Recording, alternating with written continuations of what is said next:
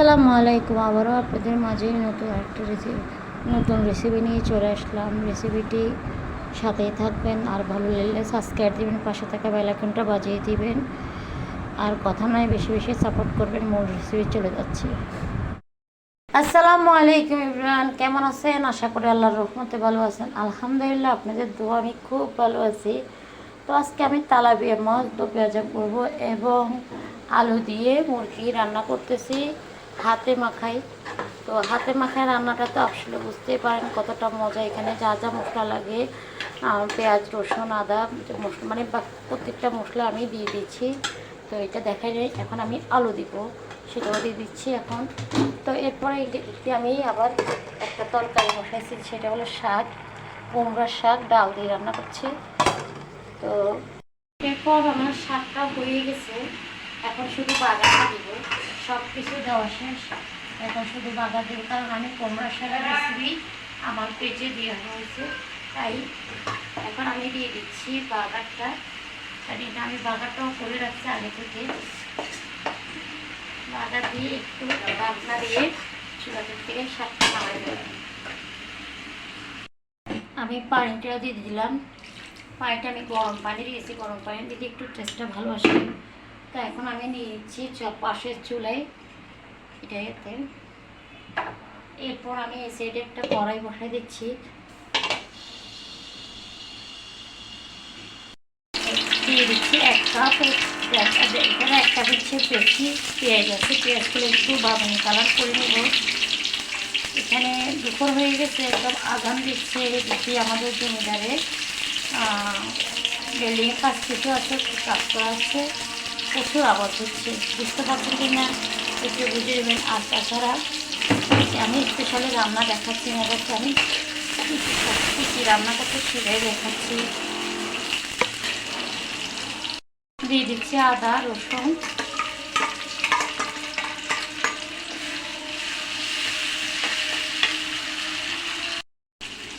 দিয়ে দিচ্ছি লাল মরিচের গুঁড়া 2 টেবিল চামচ, হলুদের গুঁড়া 1.5 টেবিল চামচ, স্বাদ মতো লবণ, ধনিয়া জিরার গুঁড়া দিয়ে দিচ্ছি 1.5 টেবিল চামচ, দিয়ে একটু নেড়ে চেড়ে পানি অ্যাড করে দেব। পানি দিয়ে খুব ভালো করে মশলাটা কষাই নেব। এরপর আরেকটু পানি দিচ্ছি, জালের গন্ধটা একদম সরে মানে যেন না থাকে মতো খুব ভালো করে মশলাটা কষাচ্ছি।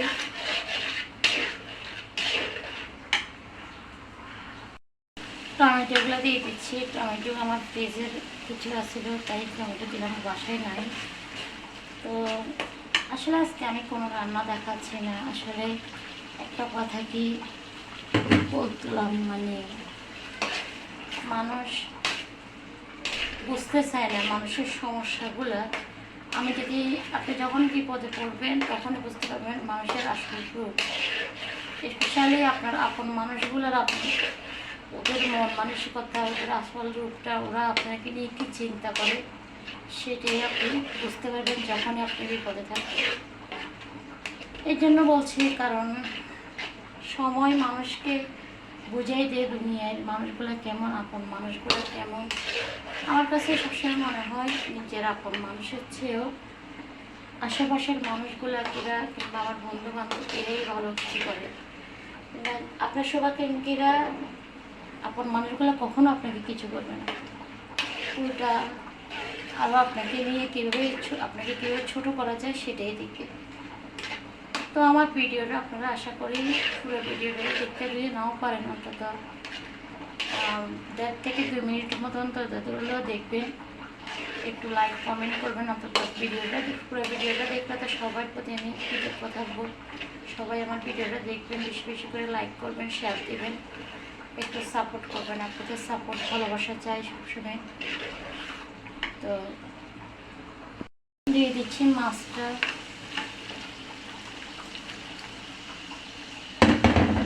মাছগুলো দিয়ে একটু নেড়ে ছেড়ে দেব।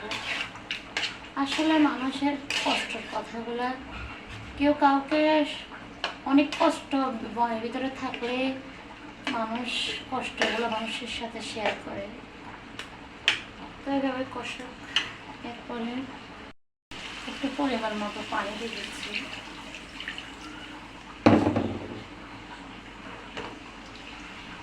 আসলে যখন এই কথাগুলা অনেকে মাইন্ডে নেবেন না কেউ, সবাইকে ফ্রি মাইন্ডে আপন মানুষ মনে করি আপনাদের সাথে শেয়ার করব এই চিন্তা করেই বলছি। যখন আপনি বিপদে পড়বেন, আপনার জন্য অন্যের আপনার আপন মানুষগুলোর কী পরিমাণ নিন্দা আছে, ওদের মনের ভিতরে কী পরিমাণ খারাপই আছে, সেটা তখনই বুঝতে পারবেন যখনই আপনি কষ্ট থাকবেন। কষ্টর থেকে উঠে যাবেন, তখন আপনাকে অনেক সুন্দর সুন্দর কথা বলবেন, আপনার মতো ভালো, আপনার মতন লক্ষ্মী মানুষ আর কি অনেক। আর যখন আপনি কষ্ট থাকেন বুঝবেন আপনার মতো পছা, আপনার মতো খারাপ দুনিয়াতে আরেকটা না। এ হলো দুনিয়ার মানুষের নিয়ম। তো আপন মানুষের কথাও না বললে না, মানুষ বলতে কেউ বলতে চায় না, বাধ্য হয়ে বলে। তা আল্লাহ সবাইকে ভালো রাখো। এরপর আমার মাছটা একটু ভালো করে সিদ্ধ হয়ে যায়, মানে জলটা একটু মাখা মাখা করে নাড়া ফেলবো একটু ধনিয়া পাতা দিয়ে। আমি মাছে ধনিয়া পাতা দিয়ে দিলাম। এখন আমি চুলাটা অফ করে দেবো, কারণ এই মাছটা একদম ঠান্ডা হইলে আরও জল টানে যাবে। তো রান্নাটা একদম কমপ্লিট, মাংসটা হয়ে গেছে। তো আজকের মতো এই পর্যন্ত। সবাই ভালো থাকবেন, আমার পেজে সাবস্ক্রাইব, লাইক দিবেন, কমেন্ট করবেন, শেয়ার করবেন, আর আমাকে বেশি বেশি সাপোর্ট করবেন। বলতে জুড়লে ক্ষমা দৃষ্টিকে দেখবেন। আসসালামু আলাইকুম, সবাই ভালো থাকবেন।